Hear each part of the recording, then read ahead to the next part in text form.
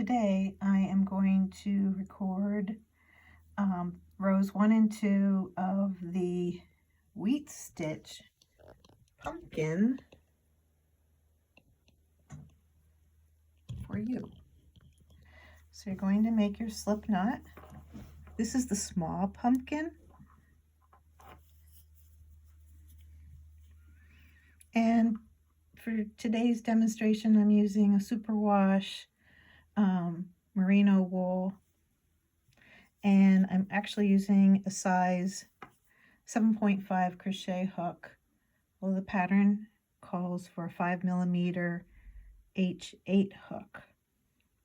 So I'm going to begin with chaining 25.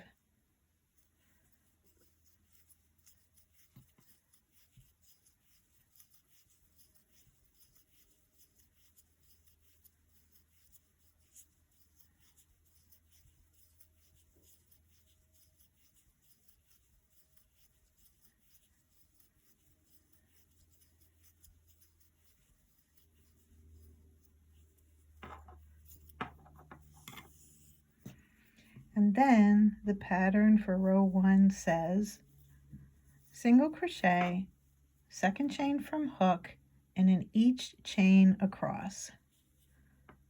So second chain, I always go down to the bottom loop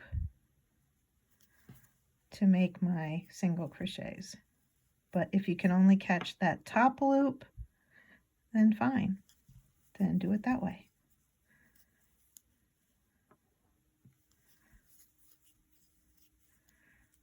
This is going to take me a few minutes, so I'll stop the video and I'll come back at the end of the row. So here I have 2 chains left. So I'm going to single crochet in my last 2 chains. And I forgot to mention, this is an intermediate pattern for intermediate crocheters. But if you're, as a beginner, if you're here, single crochets are insert your hook into your chain, drop a loop, yarn over, go through 2 chains. Another couple things I didn't mention, this is a wonderful pattern by Brianna Kempner from Brianna K Designs. She makes lovely designs, and you can go to her website and check out all of her designs and patterns. So we have now 24 single crochets. We're going to chain 1. This chain 1 is our turning chain. It does not count as a stitch throughout, so that chain 1 doesn't count for anything. So in row 2, this will be the right side of our work. I usually put a stitch marker in here to denote that that's my right side, so you can do that. So row 2, chain 1.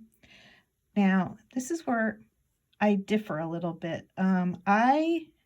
She wants you to do single crochets, back loop only, all the way across. Well, the thing that is different that I do is I do my first and my last single crochets under both loops. So my first single crochet, I go through both loops. Now for the next 22 single crochets, I'll go through the back loop only. This creates a detail element, which is quite lovely.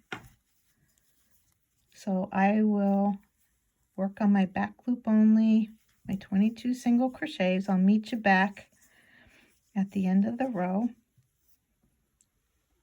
in a few minutes. Okay, here I am at my last single crochet. And now for this last single crochet, I go through both loops.